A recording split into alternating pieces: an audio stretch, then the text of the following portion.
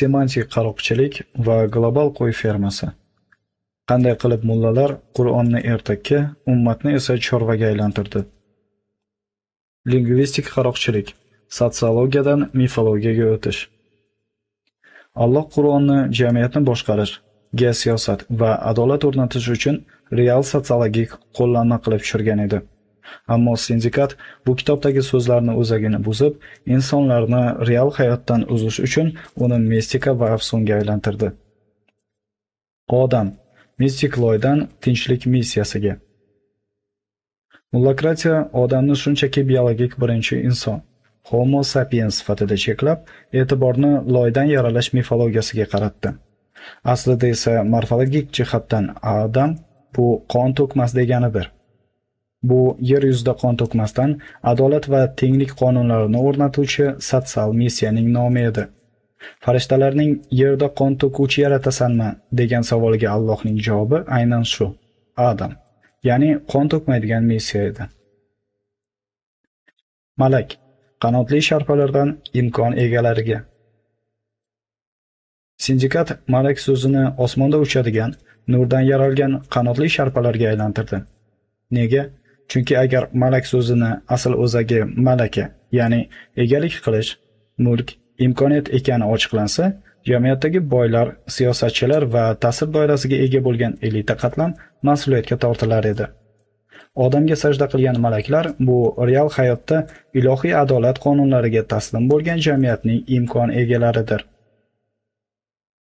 Jin ko'rinmas arvohlardan maxfiy kuchlar va ajnabiylarga.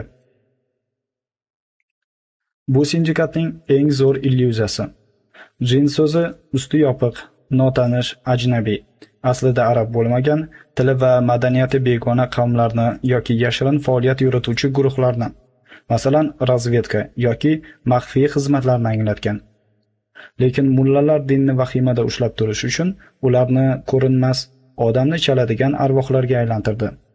Sindikat Qur'onni davlat boshqaruvi va sotsiologiyadan yulib olib, jinlar chalishi, osmondagi sharpalar va loy odamlar haqidagi Sharq ertaklari kitobiga aylantirib qo'ydi.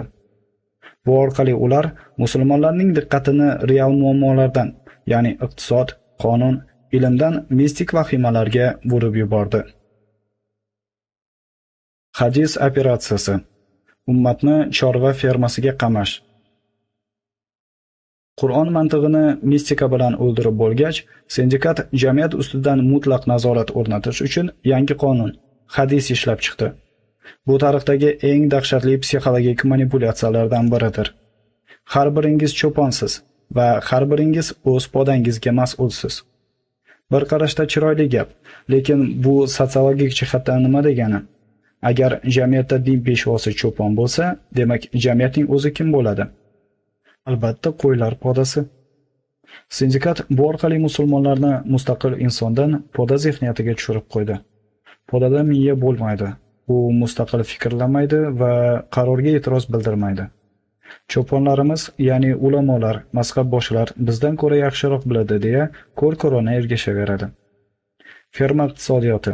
Cho'pon o'z podasini nima qiladi? Qo'ylar cho'ponning mulkidir. Cho'pon istagan paytda uning sutini sog'ib oladi.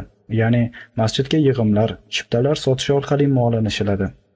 Istagan paytda esa uni o'z manfaati yo'lida qurbonlikka so'yadi. Ya'ni fanatik to'dalarga aylantirib, urushlarga va nizolarga tashlaydi.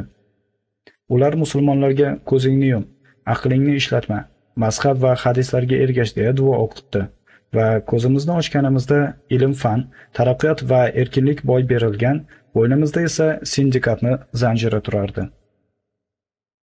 Agar mutassiblar sizni o'tmish ulamolarini hikmatini inkor qilishda yoki hadislarni pisand qilmaslikda ayblasa, mana bu javobni yuzlariga torting. Sizni mullokratiyangiz Qur'onni Allohni real sotsiologik qonunlaridan Gollivud fantazilariga aylantirib yuborganini bila turib, menga din o'rgatmang. Qur'on Adam, ya'ni qon to'kmasdan adolat o'rnatuvchi loyiha desa, siz buni mistik ertakka bo'ldingiz.